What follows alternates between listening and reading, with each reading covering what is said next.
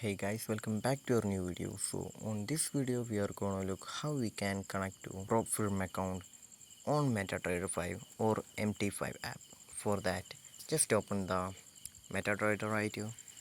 So after opening the app here, we just need to go to the top left corner, and here we can just see the trade option, and then tap on the add trading account option, and then search for the prompt right here.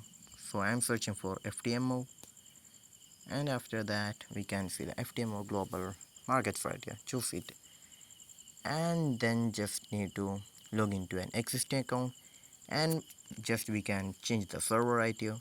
After that, just tap on the login option. So this is how we're gonna connect to your prop firm account on MT5 app. So I hope this video was useful for you. So just do like, share, subscribe to our channel. Thank you and have a nice day.